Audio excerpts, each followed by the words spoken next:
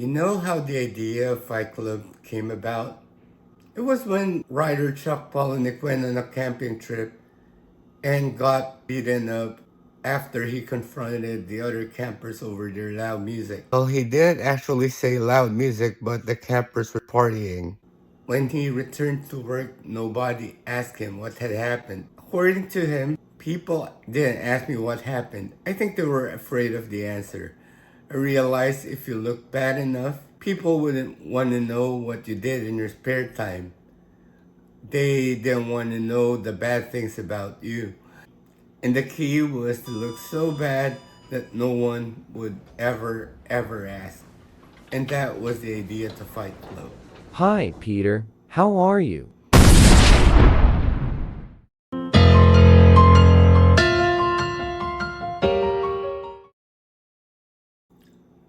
Small talks are scary.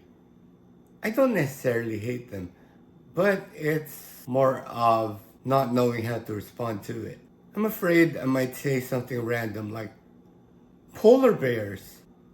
The other person would just give me a blank stare if they haven't run away by then. My small talks in the hospitals have been different in the sense that they don't talk much. But one time, while waiting for the CT scan, this all changed. Not sure what it was though. Might have been the air outside, but I had pretty meaningful conversations that day.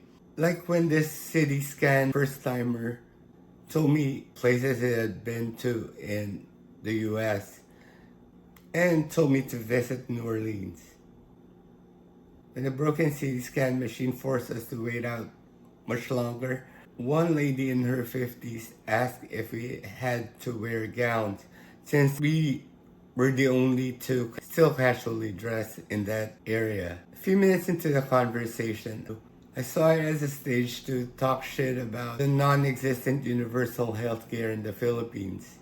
After my monologue, I said I couldn't understand why people in the US complain about the healthcare system.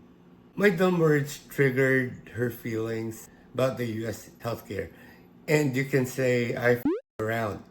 And that's what I found out. Unfortunately, she was making enough money to disqualify her from a state health insurance, but she's not making enough to cover for her bills, and because of that, she is $10,000 in debt, which she told me it was an amount that she may not be able to pay off in her lifetime. She wasn't alone. Tens of thousands of Americans have the similar story.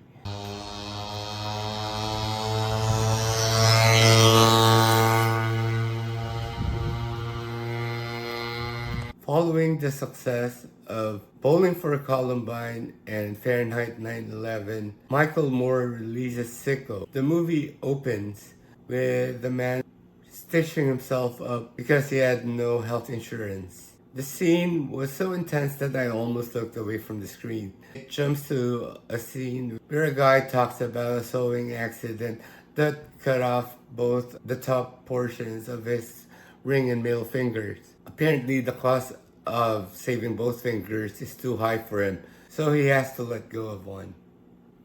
But this movie isn't about him, as Michael Moore says. So the movie introduces us to people with healthcare insurance getting thrown into a bottomless pit of despair. The rising cost of medicine and treatment co-payments has put people in stressful financial situations. Denial of insurance claims also plague lives. Turns out here in America, your claim can get denied if you're too fat, too skinny, if you don't pre-approve an ambulance ride before an accident, or if your treatment is classified as experimental, even if your life is at stake. The documentarian takes the audience where universal healthcare isn't vilified, particularly Canada, UK, and France. Gives a brief tour of what free medical services are like over there, and a surprising reason as to why there's a cashier in UK's National Health Services. For the climax, he takes the 9/11 first responders on a boat ride to Guantanamo Bay, the only place in America one can get top-notch free health care. If you want to see the rest of the movie, it's available on Paramount Showtime.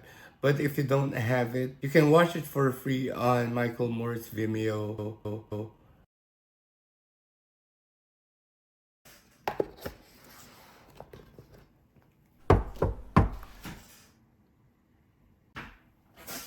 Well, what do you know? Got a free phone.